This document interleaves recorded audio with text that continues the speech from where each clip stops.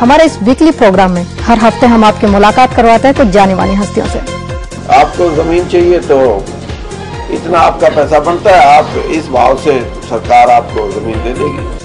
में बने हुए लोगों ने जो पैसा सरकारी कोष में जाना चाहिए था, पैसा सिस्टम बना दिया कि वो इनकी अपनी जेब में जा रहा है। मैं समझता हूँ कि मेरा उद्देश्य केवल एक ही है कि हमारा जो हरियाणा है वो तरक्की करे। तो मुझे एक पीड़ा बहुत सताती है, तो ये कि मैं अपने बच्चों की पार्ट ऑफ ग्रोइंग अप नहीं रहा।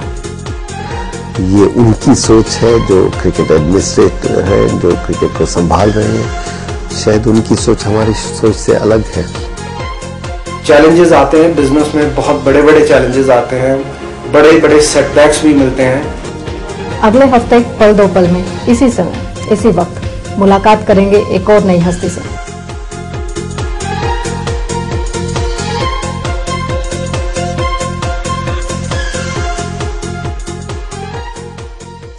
पल दो पल में आपका स्वागत है। मैं हूं मंजू डागर। जैसा कि आप जानते हैं, हमारे इस वीकली शो में हर हफ्ते हम आपकी मुलाकात करवाते हैं कुछ जानी मानी हस्तियों से। हमारे आज के जो खास मेहमान हैं वो पंजाब राज्यसभा मेंबर, भारतीय जनता पार्टी के कैंडिडेट मिस्टर अविनाश राय खन्ना जी हैं। खन्ना जी, हमारे शो में आपका बहुत बहुत स्वागत है। धन्यवाद आपका बहुत बहुत। खन्ना जी, सबसे पहले तो हम आपसे जानना चाहेंगे कि राजनीति को आपने अपनी कर्म भूमि बनाने की कैसे सोची? देखिए, मैं बचपन से ही राष्ट्रीय स्वयंसेवक संघ का स्वयंसेवक रहा हूँ। उसमें काम करते करते विद्यार्थी जीवन में भी मुझे विद्यार्थी परिषद में काम करने का मौका मिला और पेशे से मैं वकील हूँ। और गढ़शंकर कंस्टिट्यूंसी जो है वो हम 1952 से लड़ रहे थे। तो पहली बार एक ऐसा एहसास किया गया, क्योंकि वो एक कंस्टिट्यूंसी ऐसी थी जो पहले कम्युनिस्ट और कांग्रेस डोमिनेटेड थी, उसके बाद बीएसपी डोमिनेटेड हो गई। कोई ऐसा व्यक्ति लगे जो समाज से जुड़ा हो, तो संगठन की दृष्टि से फिर मुझे राजनीति में आने का मौका मिला। तो पहली बार 2002 में वो सीट मैंने जीती। तो तभी से, वैसे तो 1997 से ही मेरा राजनीतिक जीवन शुरू हुआ। 2002 में मैं यहाँ एमएलए बना।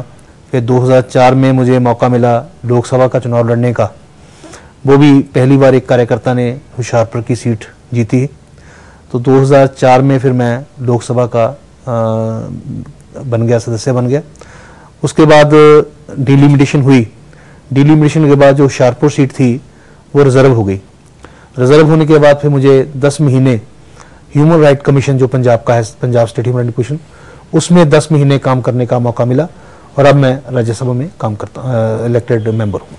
तो खन्ना साहब, जब 2003 में आप president of Punjab Bharatiya Janata party बने थे, उस टाइम में मेजोरिटी में 23 में से 19 सीटें लेके सरकार बनाने के लिए अकालीस के लिए समर्थन दिया गया था। तो ये इसके लिए क्या स्ट्रेटेजी अपनाई थी कि? देखिए, उससे पहले जब मैं एमएलए बना था, हम 3 लोग जीते थे। तो मेन जो पंजाब में बात थी कि पंजाब में सरकार नहीं बनी तो भारतीय जनता पार्टी के कारण नहीं बनी। अगर भारतीय जनता पार्टी अपनी पूरी सीटें ले जाती तो पंजाब में श्रोमणी अकाली दल भारतीय जनता पार्टी की सरकार होती। तो ये बात मेरे मन में बहुत खली कि अब मैं ऐसा माहौल पैदा करूंगा कि सब लोग कहें कि ये सरकार बनी है तो भारतीय जनता पार्टी के कारण बनी है। तो हमें जो कोटे में 23 सीटें आती हैं, उनमें से 19 सीट जीतकर एक पॉलिटिकल रिकॉर्ड जो है वो पैदा हुआ।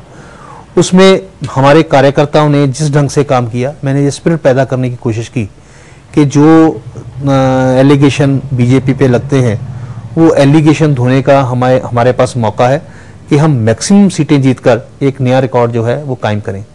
कैंडिडेट की सिलेक्शन, सेंटर के लोगों का सहयोग, कार्यकर्ताओं का सहयोग, सबका एक ऐसा तालमेल था। और उस समय एक मैंने प्रयास किया था, वो प्रयास था कि जितने सेल मोर्चे हैं उनको ज़्यादा से ज़्यादा एक्टिव किया जाए। तो हर कार्यकर्ता ये महसूस करे, हर सेल और मोर्चा महसूस करे कि उसकी बहुत बड़ी कंट्रीब्यूशन जो है वो सरकार को बनाने में है। तो पहली बार ऐसा हुआ कि हमारे पंजाब में बीजेपी ने अपने बलबूते पर रैलियां करनी शुरू की। पहले हमने स्टेट लेवल पे ऊपर रैलियां की, एससी मोर्चा ने अपनी रैली की, उसमें माननीय श्री लाल कृष्ण अडवाणी जी उस रैली में आए। वो भी एक ऐतिहासिक रैली, पहली बार एससी मोर्चा की रैली पंजाब में हुई। उसके बाद फिर हमने किसान रैली की, जो फाजिलका में रैली की, उसमें हमारे अध्यक्ष श्री राजनाथ सिंह जी आए। वो भी एक ऐसी ऐतिहासिक रैली थी कि किसान के नाम पर भारतीय जनता पार्टी 90,000 के करीब लोगों को इकट्ठा कर सकती है, ऐसा एक मैसेज वहां से गया। लास्ट रैली हमने फिर महिला मोर्चा की, वो अबोहर में पंजाब के एक कोने पे जाके की, उसमें भी 20,000 से ऊपर महिलाओं को इकट्ठा करके ये एक ऐसा मैसेज गया कि भारतीय जनता पार्टी जो है सर्वस्पर्शी सर्वव्यापी पार्टी है, हर वर्ग की पार्टी है। तो उसके बाद फिर जिला स्तर पर कॉन्स्टिट्यूंसी वाइज और सेल मोर्चों में भी अपनी अपनी छोटी छोटी रैलियां की। तो एक वैसा वातावरण बना कि हम सत्ता में आने के लिए एक बहुत बड़े एक इंस्ट्रूमेंट, एक बहुत बड़े भागीदार, एक बहुत बड़ा कंट्रीब्यूशन अपना डाल सकते हैं।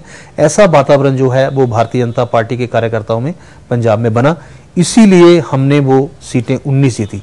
मेरा टारगेट वैसे 23 की 23 सीटें जीतने का था, लेकिन कुछ लोकल इश्यू ऐसे हो जाते हैं, कई बार कोई कैंडिडेट की बात ऐसी हो जाती है जिसके कारण वो 4 सीटें हम हारे। लेकिन भारतीय जनता पार्टी का पंजाब में बहुत अच्छा फ्यूचर है और कार्यकर्ता पूरा डेडिकेटेड है। अगर हम एक बार फिर डेडिकेशन से काम करें तो वही द्वारा हम रिपीट ये सरकार भी हो सकती है। तो आपके नेतृत्व में जिस तरह से पंजाब के कोने कोने में भारतीय जनता पार्टी ने अपनी एक नेतृत्व की जो क्षमता थी वो प्रदर्शित की, तो आगे आने वाले टाइम में भी आपको लगता है कि बीजेपी इंडिपेंडेंटली भी ऐसा कुछ कर सकती है? पंजाब में भारतीय जनता पार्टी और श्रोमणी अकाली दल का जो गठबंधन है ये केवल राजनीतिक गठबंधन नहीं है, ये सामाजिक भी है, धार्मिक भी है। ये गठबंधन पंजाब और पंजाबियत दोनों के लिए एक बहुत बड़ा स्तंभ है, बहुत बड़ा पिलर है। तो जब भारतीय जनता पार्टी और श्रोमणी अकाली दल एक जैसे 9 मास का रिश्ता हम पंजाबी में कहते हैं, एक वो रिश्ता है हमारा। सो श्रोमणी अकाली दल और भारतीय जनता पार्टी पंजाब में पंजाबियत की खातिर, पंजाब की खातिर यहाँ पर इकट्ठा ही चुनाव लड़ेंगे। अकाली दल और भारतीय जनता पार्टी में राजनीति के साथ साथ कहीं ना कहीं धर्म का भी रिश्ता है, तो डेमोक्रेटिक सेटअप वाले भारत में धर्म, राजनीति में धर्म आपके अनुसार क्या ये सही है? बिल्कुल। जब से यहाँ पर धर्म को निकालने की बात कही गई तब से भारत का पतन शुरू हुआ। आप पुराना इतिहास देखिए, जब से भारत किसी भी पार्टी ने, मतलब आप एक पत्रकार हैं तो आपका भी धर्म है, मैं एक राजनीतिक व्यक्ति हूं, मेरा भी धर्म है। सो धर्म का मतलब पूजा पद्धति नहीं होता, धर्म का मतलब कर्तव्य होते हैं, फर्ज होते हैं, कर्म होता है। सो इसलिए लोगों को हमेशा इस भर में डाल कर राजनीति, आप किसी काम से भी धर्म को निकाल दीजिए। आप डॉक्टर के पास जाते हैं, सो हर पेशे में, हर जगह पर ये जो धर्म है ये अपना कर्म करने के लिए आदमी को सही रखता है। अगर इसको निकाल दें तो फिर तो जो हो रहा है वो हो ही रहा है। धर्म है, अर्थ है, ये सब राजनीति के पार्ट